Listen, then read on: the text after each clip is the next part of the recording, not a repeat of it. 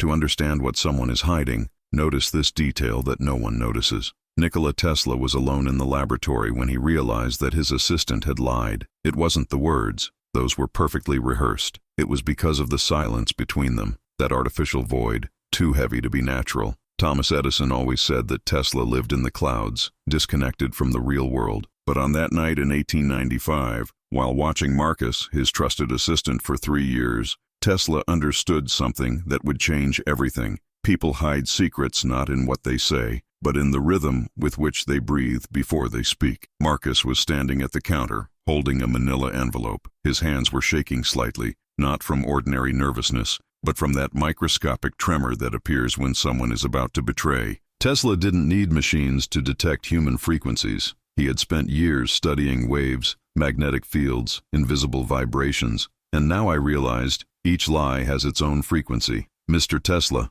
Marcus began, and there was that pause, half a second longer than it should have been. "I got an offer for a job in Pittsburgh." Tesla continued adjusting the copper wires in his coil without looking up. He knew, not because Marcus was lying about Pittsburgh, that was true, but because he was hiding who had made the proposal, and Tesla already knew the answer. I felt the distorted energy field around the assistant, as if he was carrying someone else's intentions stuck to his skin. "Edison offered you how much?" Tesla asked calmly, still not looking up. The silence that followed was more revealing than any confession. Marcus swallowed hard. Tesla clearly heard the sound of saliva going down his throat and tried to laugh, but the sound came out broken, out of tune. "I don't know what you're talking about." Tesla finally faced him. His piercing blue eyes seemed to see through layers of human tissue, through muscle and bone until they reached something deeper, intent. "3 seconds ago, you blinked 4 times in a row," Tesla said with the same neutrality as someone describing an experiment. "Your heart rate has accelerated. I can see the pulse on the side of your neck. You looked exactly 15 degrees to the left before responding."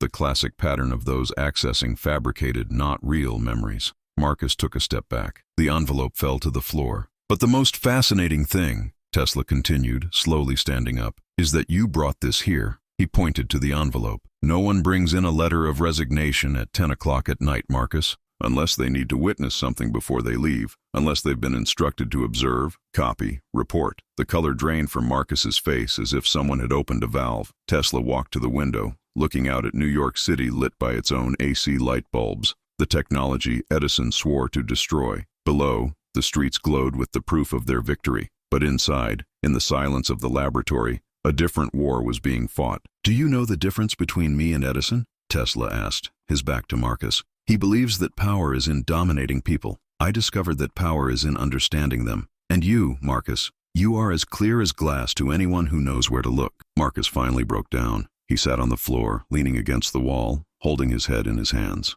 "He said you were crazy," Marcus murmured. "He said your projects would never work, that you would die poor and forgotten. He offered me triple my salary just to observe, write down, take the schematics." Tesla slowly turned around. There was no anger in his face, just that scientific curiosity that made him both human and alien. "And what did you observe, Marcus?" "That you were right, about everything." A sad smile crossed Tesla's face. He knew that this battle with Edison would not end there. "I knew there would be other Marcus, other betrayals, other silences filled with lies. But now he possessed something that Edison would never have, the ability to read the invisible." "Go ahead," Tesla said calmly. "Take the envelope. Tell Edison you saw what you came to see, but don't tell him what you really discovered here." Marcus stood up, confused. "What did I discover?" Tesla returned to his coil, resuming work as if nothing had happened. "That some frequencies can't be stolen, Marcus. Only understood." When the door closed, Tesla took a deep breath. Outside, Marcus would take false reports to Edison. But here,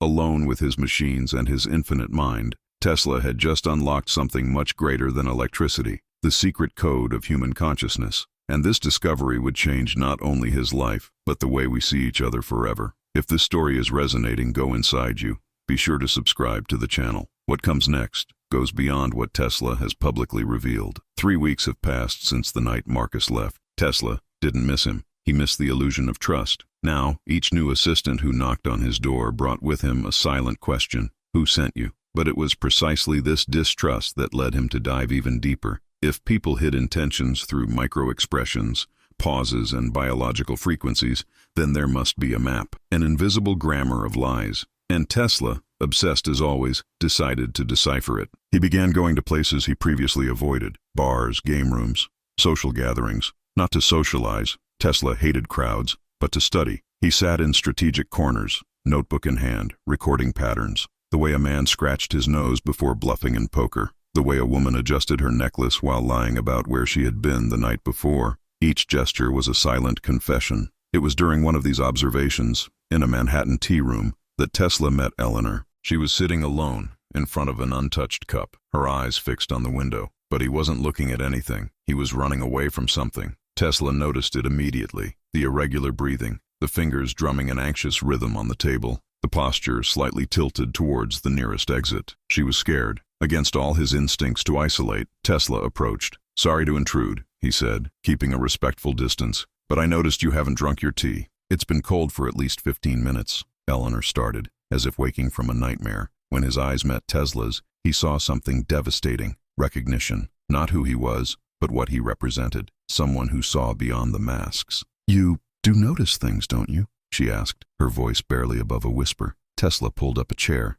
intrigued. "I observe frequencies, patterns, invisible vibrations that people leave in the air around them." Eleanor closed her eyes, and a lone tear slid down her cheek. "Then you can help me, because I'm married to a man who's trying to convince me I'm crazy." What she revealed over the next 2 hours completely changed Tesla's perception of his own gift. Eleanor's husband, Dr. Richard Hastings, was a respected doctor. In recent weeks, he had begun to alter small details of her reality. He moved objects around and denied having done so, told different versions of the same story, insisted that she had said things she had never said. He was systematically destroying her trust in his own mind. "My friends think I'm exaggerating," Eleanor continued, wiping away tears. "My family says I'm stressed, but I know I'm not imagining it. But how can I prove it? How can I show something so subtle, so calculated?" Tesla felt a cold anger rise up his spine, not the explosive anger of Edison, but something more dangerous: scientific outrage. Here was a man using the same knowledge that Tesla had discovered, but inverted, not to understand, but to manipulate. "He knows the patterns,"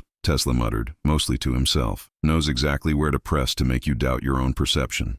Can you help me?" Eleanor asked, grabbing his hand urgently. "Can you prove that I'm not crazy?" Tesla looked at that woman on the verge of collapse and made a decision that terrified him. He would need to enter Richard Hastings' world. He would need to become invisible, observe, map each manipulation. But to capture a predator, I first needed to understand its frequency. "I'll need 3 days, Tesla said, "and your absolute trust. Don't tell anyone, especially him, that we talked." Eleanor nodded, desperate for any hope. That night, Tesla returned to the laboratory with a strange feeling in his chest. For the first time in years, I wasn't working on machines or theories. He was about to apply his discoveries about human frequencies in a real battle. And the opponent wasn't Edison. It was something much darker. As he prepared his plan, one question haunted him. If he could read people's lies, how many others could? And how many were using this gift not to enlighten, but to destroy? Tesla turned on all the lights in the laboratory, driving away the shadows. "But I knew that some darknesses don't depend on the absence of light. They inhabit the spaces between words, the calculated silences, the poisoned pauses." Richard Hastings was about to discover he had chosen the wrong victim, because now there was someone who saw his every move, and that someone knew exactly how to use the truth as a weapon. Tesla spent the 2 days followed by doing something he had never imagined: becoming a ghost. He followed Eleanor discreetly, mapping her routine, identifying the moments when Richard appeared, and, most importantly, how he appeared. Each couple's encounter was a macabre piece of theater where only one of the actors knew the script. On the first night, Tesla watched them through the window of the Hastings house, hidden among the trees in the garden. The Victorian-style mansion was lit by crystal chandeliers, a bitter irony, since the light here only made the shadows deeper. Richard arrived late, as always. Eleanor welcomed him into the living room, nervous. "Where have you been?" she asked, her voice shaking. Richard smiled, the kind of smile that doesn't reach his eyes. "In the hospital, honey, just like I told you this morning. Don't you remember?" Eleanor hesitated. Tesla saw the exact moment when doubt crept into her, like poison entering her bloodstream.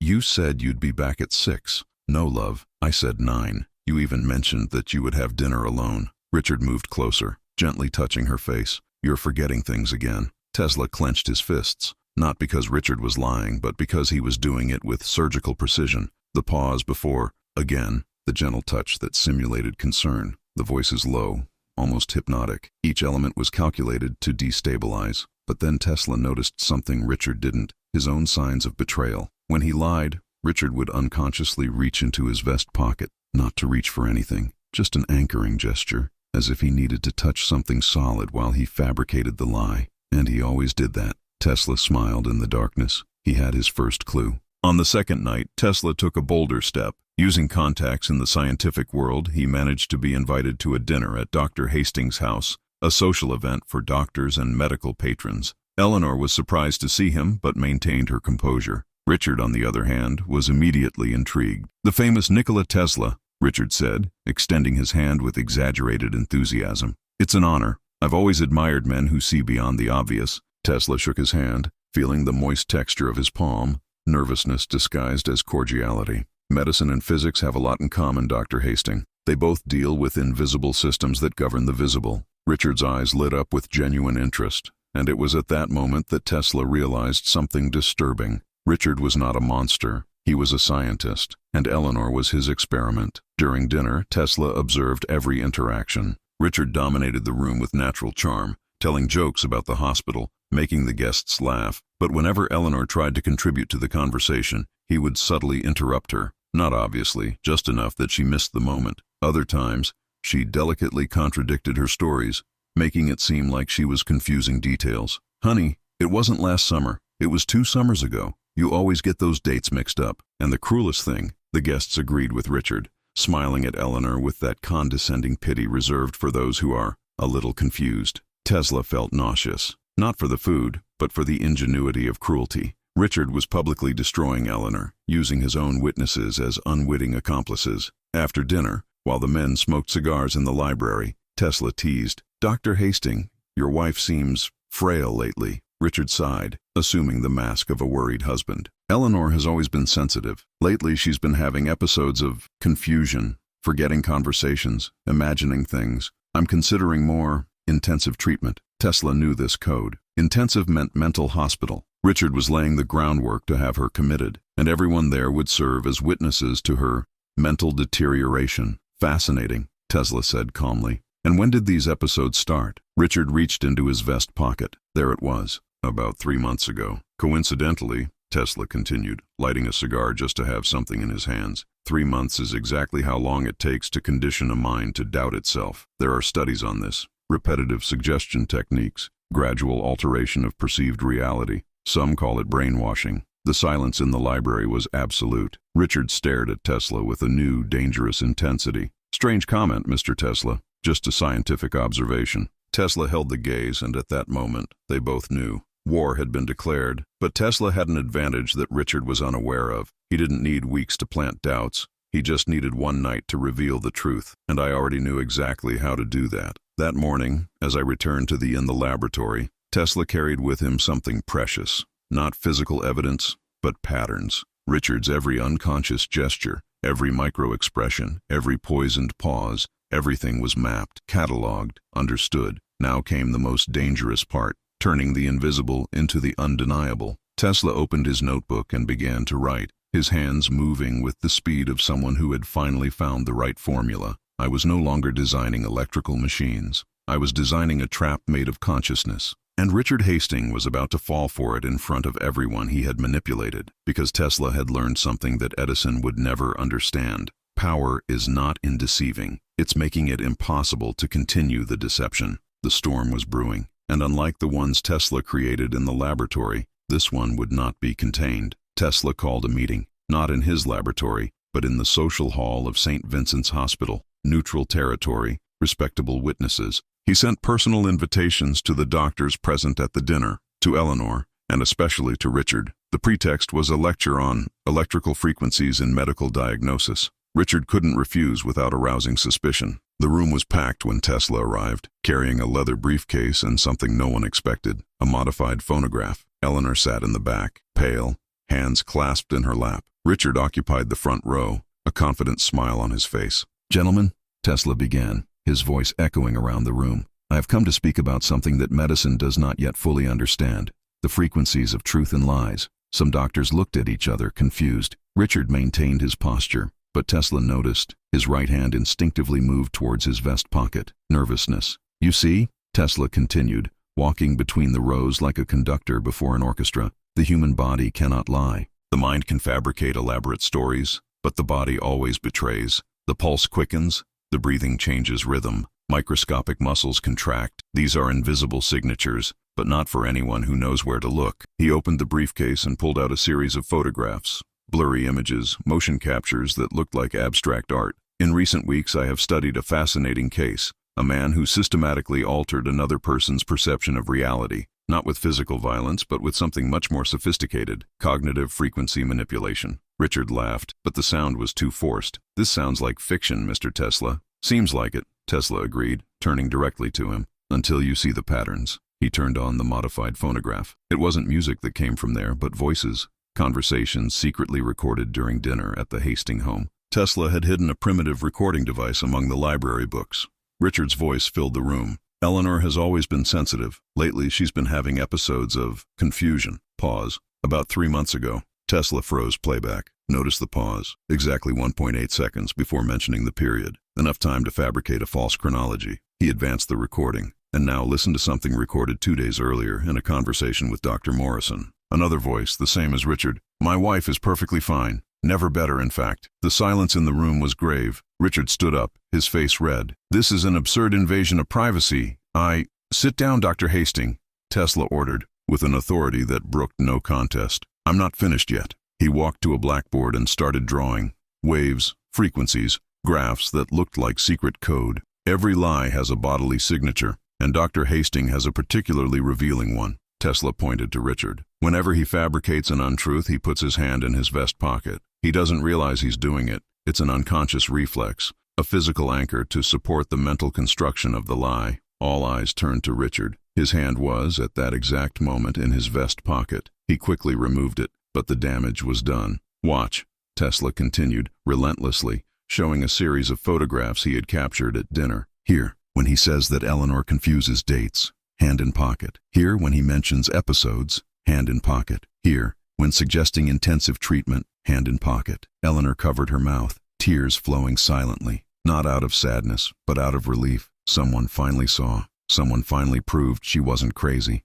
Richard tried one last trick. That's ridiculous. A gesture doesn't mean... It's not just the gesture, Tesla interrupted him, and now his voice carried something dangerous. Absolute certainty. It's the objects. He opened another briefcase and dumped it on the table. A silver brooch, a pair of gloves, a letter. These objects were removed from the Hastings house within the last 3 days. Always after you, Dr. Hastings, insisted that Eleanor had lost them or imagined possessing them. Tesla held up the letter. This one in particular is interesting. A correspondence from your mother to Eleanor dated 2 weeks ago. You told her you never arrived, but I found her hiding in her private office behind medical books. Richard turned pale. The entire room seemed to have forgotten to breathe. Why? Tesla asked, and for the first time his voice broke slightly, not with anger, but with genuine incomprehension. Why would a doctor, a man dedicated to healing, devote so much effort to destroying his own wife's mind? Richard slumped in his chair. For a moment it seemed like it would collapse completely,